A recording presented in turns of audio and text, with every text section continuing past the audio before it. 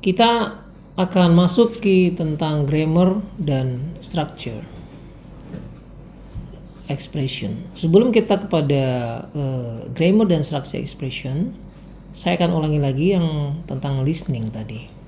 Di dalam TOEFL akan ada pertanyaan, di dalam paper based TOEFL, kenapa tidak ada tes bahasa Inggris yang sifatnya aktif? Jawabannya tidak. Di dalam paper based TOEFL tidak ada tes bahasa Inggris yang aktif, tapi bahasa Inggrisnya dia sifatnya pasif. Kecuali di dalam TOEFL yang IBT, maka dia akan menggunakan bahasa Inggris yang aktif. Di dalam TOEFL paper based, tes speaking itu sudah dianggap ada pada listening. Oke. Listening sudah kita jelaskan, sekarang kita masuk kepada apa sih yang dimaksud dengan grammar atau structure and written expression. Ada beberapa indikator-indikator ketika kita ingin melakukan soal-soal yang berhubungan dengan structure and written expression. Tapi saya akan menjelaskan sedikit apa itu sebenarnya structure. Structure itu adalah struktur sentence structure, struktur kalimat, subject, verb, object, dan beberapa aturan-aturan yang terkait dengan preposition, terkait dengan conjunction, dan lain-lain sebagainya. Ada beberapa indikator ya diantaranya adalah sebagai berikut. Yang pertama, cukup banyak ya. Skill yang pertama, skill 1 adalah subject and verb. Berarti kita harus bisa mengetahui apa itu subject, apa itu verb. Yang kedua, setelah kita tahu subject and verb, di situ ada object of preposition. Object of preposition ini kadang-kadang kita jangan sampai terkecoh. Kita anggap dia sebagai subjek, padahal dia bukan subjek, tapi dia sebagai object of preposition. Yang ketiga, present participle. Bentuk ing. Bentuk ing itu ada yang berupa adjective dan ada yang berupa verb atau ing verb. Kita menyebutnya sebagai present continuous tense, tapi ada juga yang sebagai adjective. Skill yang keempat, kita akan belajar past participle. Past participle sebagai adjective dan past participle juga sebagai verb. Nah, nanti kita akan tahu. Past participle dia sebagai verb biasanya di dalam bentuk present perfect. Yang kelima, coordinate connectors. Ada kata connectors di sini. Itu penghubung seperti and, but, or. Dan dia fungsinya menyambung kalimat-kalimat. Dia sebut sebagai coordinate connectors. Skill yang keenam adalah adverb clause connectors. Adverb clause connectors itu connectors juga, tapi dia bentuknya sebagai adverb. Yang ketujuh, noun clause connectors. Dia connectors, tapi bentuknya dia sebagai noun clause. Yang ketujuh, noun clause connectors, tapi dia juga noun clause sebagai subject. Nah, itu skill 8.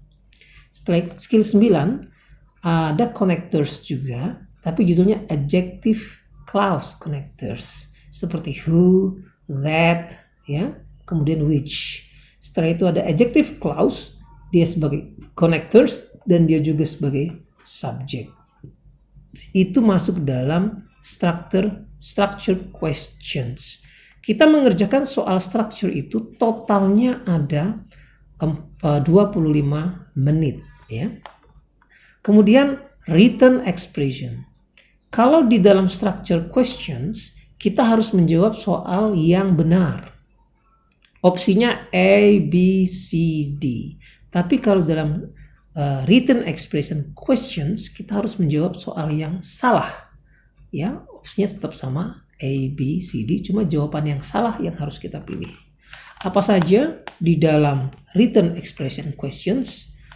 First, yang pertama itu termasuk dalam skill 11, yaitu agreement after prepositional phrases. Dia topiknya adalah agreement. Agreement itu adalah agree itu setuju. Setuju itu harusnya sesuai, kesesuaian ya antara subjeknya dengan verbnya. Tapi konteksnya after prepositional phrases. Yang kedua, agreement after expression of quantity. Ada much, ada many, ada a lot, dan lain-lain.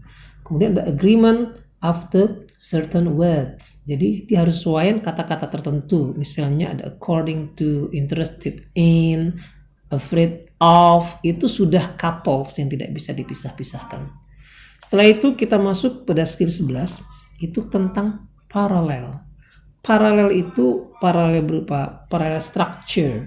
Jadi susunan structure itu dia harus sama, ya. Termasuk di sini adalah parallel structure with coordinator, conjunction, kemudian skill 15 parallel structure with paired conjunction. Ada 15 skill. Skill 16 adalah past participle. Past participle itu after have. Kalau tadi ada present participle dalam bentuk ing, past participle itu dia dalam bentuk present, dalam bentuk past perfect, ya. Kemudian present participle or past participle after be. Kemudian skill 18 base form. Base form itu adalah kata kerja dasar setelah modal. Modal itu apa? Can. Setelah can itu can swim, bukan can swimming, tapi dia harus can swim. Will come, bukan will coming, ya. Modals itu adalah can, could, will, would, ya. Kemudian may, might. Nah, itu shall, should, itu semua diikuti oleh kata kerja pertama atau base form. Yang ke-19 itulah kita bicara tentang singular dan plural nouns. Kata singular noun yang bersifat tunggal dan noun yang bersifat plural. Kemudian countable and uncountable noun. Kata benda yang bisa dihitung dan tak bisa dihitung. Yang selanjutnya adalah subject and object pronouns.